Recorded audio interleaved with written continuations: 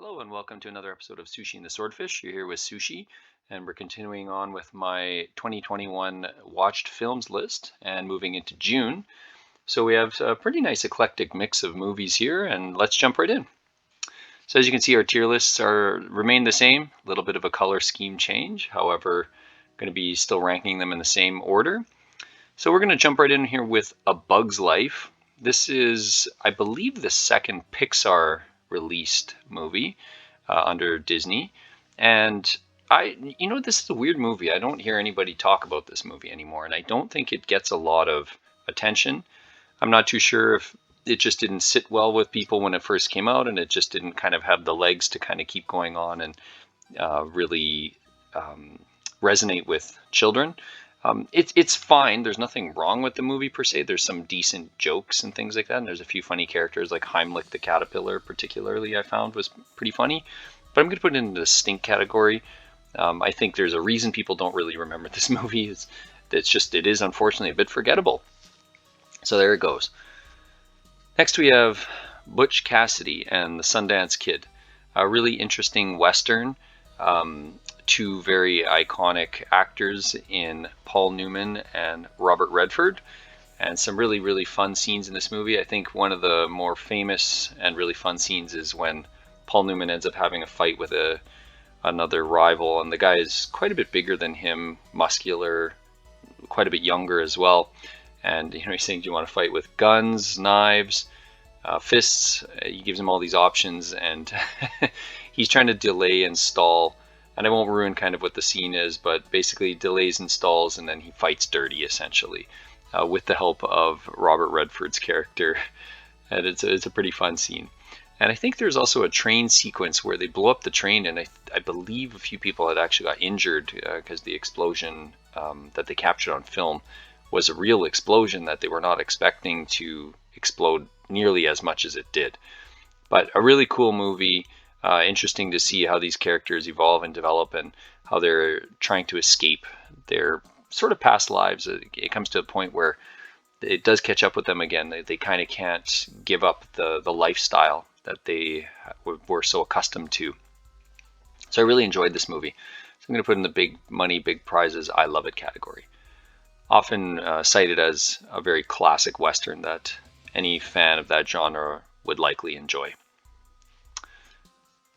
Next we have Do the Right Thing, a Spike Lee film, a movie that I have heard of and ended up seeing. I believe I found out about this movie through Rotten Tomatoes, something that I never really knew much about, but it is a very strongly racially charged film with some really great characters and some really interesting dynamics and focuses during it.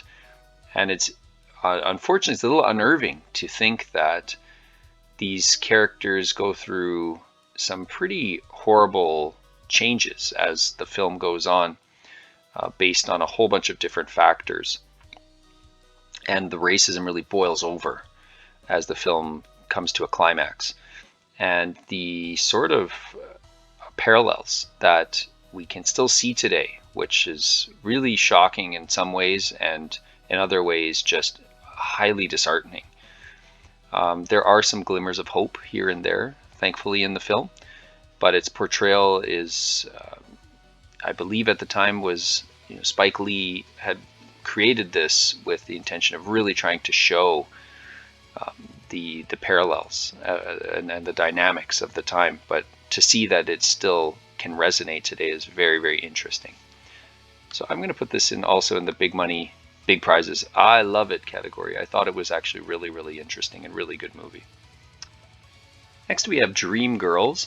This was a movie I really wanted to see for many years, and when it first came out, I just didn't get an opportunity to see it. I don't think I was able to get to a movie theater that actually had it playing, and over time, obviously, it disappeared from theaters, and I forgot about it. I forgot about the movie for a long time before finally coming back to it, and I don't know what sparked my memory of it recently, and I was really fortunate to be able to get a copy and watch it finally.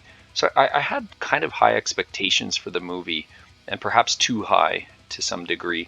I'm always been interested and fascinated in the Motown music scene and just how it had influenced the music of the 60s and 70s, the pop music and so forth, and how Berry Gordy was kind of able to turn this small company into this huge hit maker for American music at the time.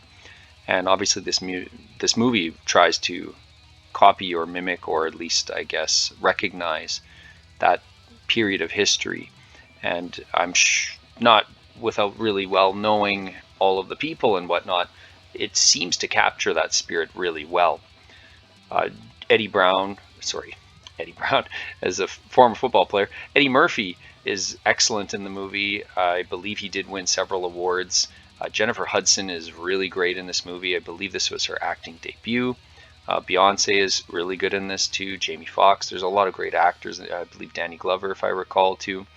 So, and they all have great performances. They play their characters really, really well. Eddie Murphy kind of steals a lot of the scenes he's in, which I don't know if a lot of people expected, just because Eddie Murphy primarily plays kind of kooky or fun characters in a lot of movies, particularly comedies.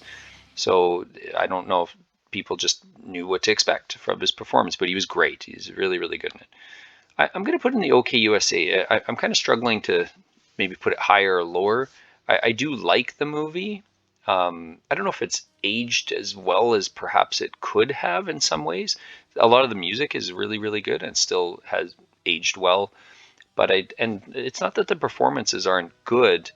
There's just something, there's an element of the movie that, and again, I think it's just more so for me. Maybe I just had too high an expectation that this was going to be something so amazing. And you heard about all of the awards it had won and so forth. And maybe because of there's been newer films that perhaps have sparked my interest more. But it's definitely worth checking out. As you can see here, we have a few Kurt Russell vehicles here. We're going to go with Escape from LA first. I'm going to throw this one in the big money, big prizes. I love it. This is a movie that had to grow on me, and I had to talk. This is, if I recall, Swordfish really likes this movie. And the first time I watched it, I thought, okay, it's all right. And it has all of the check boxes that I should like in an action movie. It's quite over the top. It's silly, lots of one-liners. Compelling lead actor. It's a funny movie because it had to cut corners. Like obviously their budget was, you could tell it's been slashed in areas. Bruce Campbell has a great cameo in this as a bizarre, I don't know, what is a bizarre doctor. I think he's a doctor. But it's a funny movie for sure. And the more I reflect on it, I think I enjoyed it more than I would have anticipated, as well as I enjoyed it probably more as I've had time to reflect on it. But after watching it initially, I wasn't that thrilled with it. It would be great if they could continue this. I do believe Ghost of Mars was supposed to be the third film in the franchise, but that got shuttered off to other actors and so forth. I don't know the whole story there, but I don't believe this movie did very well at the box office. And there's obviously a super cheesy scene with like surfboarding in the street, and it's got really bad CG and so forth. There's a couple other CG parts too, but it's a fun, goofy movie. Next we have, as I said, another Kurt Russell, Overboard. I think I'm gonna put in this. I don't know. I don't know where to put this movie. Again, it's not terrible. It's a comedy. There are parts of it that are decently funny, but it's ultimately kind of forgettable. Unfortunately, it's and I'm not sure if Goldie Hawn and Kurt Russell met on this film set, and that's when their relationship began, or if it started before. They do have good chemistry. Goldie Hawn basically plays a rich, snobby person who gets memory loss, and Kurt Russell tries to take advantage of her. And then chaos ensues, basically. And without spoiling anything, Kurt Russell just plays the heart of gold dirtbag that he plays in a lot of movies. Charming goofball, if you will. But it is kind of forgettable. It's not a super great movie. After that, we have Point Break. This is a very interesting movie that actually has aged quite well. There's, of course, like any movie, there can be scenes where you're like, really? Okay, that's a little over the top or what have you. The effects are not great and so forth. But I do think a lot of people have a lot of fond memories of this. I seem to remember seeing this at a very young age, and not really understanding what was going on in the movie. Sorry, as I move it up to the big money, big prizes, I love it category. But it's very well shot. It's very tight action. It's acted well enough. Patrick Swayze is great in this. And Keanu is fine. Like he's not like great, but he's above serviceable. I found. As what is his name? Johnny Utah, if I recall. Johnny Utah and Bodie, and it's good. Like it's a good movie, and and can't forget Gary Busey. But I would definitely recommend it for sure. Cool theme to it as well. There's a couple of really interesting themes to it, and it's almost there's a level of similarity to the movie Heat. Heat's a little bit more serious. However, there's some parallels between these two films. Next, we have Raiders of the Lost Ark. I'm going to throw this right in the top dog category. I still think this is one of the high points in the adventure genre. It definitely takes a lot of elements from old movies. I believe even Steven Spielberg has said that he and George Lucas really loved I think they were just called like serials, which were like the reoccurring shows or films that just had, from one adventure to the next kind of thing. And this movie very much captures a very old feeling, but at the time would have been extremely fresh. Now, obviously, it looks kind of old, but in its state on Blu-ray and stuff, it looks fantastic. There's, again, of course, a couple of scenes that look a little hokey, but as a whole, the whole plot is really easy to follow. It's very easy to fall in love with these characters. Marion is just as capable as Indiana Jones. They both make just as many mistakes, throughout the film, and it's just there's a lot of believability, although that you have to stretch your imagination at times. But they do keep things at least some level of groundedness to a lot of the film, and a great musical score. It's a fun movie to watch. It's just there's nothing else you can say. It's a fun popcorn movie that at least has a plot that's above serviceable. Like it's not just it is a bit of a chase film, but I don't know. There's a lot of elements to this movie that really make it great. And at the time, still too, all of the stunts had to be done, which is you watch it and you don't really think about it as a film goer until you really watch this movie several times. You're like, oh, somebody was hanging under a truck. Oh, that's Harrison Ford. Okay, now it's a stuntman, but still somebody who's being dragged by a truck for however far. And there's some pretty incredible stunt work in the entire franchise. Next, we have the first two Shrek films. I see they got them in backwards order here. We'll go with Shrek. Shrek's fine. Like it's okay USA. I think when it came out, I think it surprised a lot of people. It was a lot better than anybody would have expected. Very interesting take on fairy tales, and some again pretty lovable, memorable characters. Great plot, fun twists along the way, and good voice acting. So yeah, it was fun. And I'm putting Shrek 2 a little bit higher. I actually thought that Shrek 2 surpassed it in a lot of ways. I thought that there was a lot of, although some of the jokes are a little bit dated, there's still some really fun jokes in the movie. There's still a lot of, the plot is a great continuation from the first. It does pick up pretty much right at the end of the first film, more or less. And the characters come back, and it's just a bigger sequel, as most sequels are, and it surpasses the first movie in a lot of ways. Next, we have Jackie Chan in The Legend of Drunken Master. I didn't know what to expect of this movie. I'm throwing it in the OK USA category. It was fine. I didn't love it. I think there's other Jackie Chan movies that I enjoy a lot more. But I don't know. It felt a little long by the end. This is the movie that I think my favorite fight scene in this movie is actually right at the beginning. Jackie Chan has a fight under.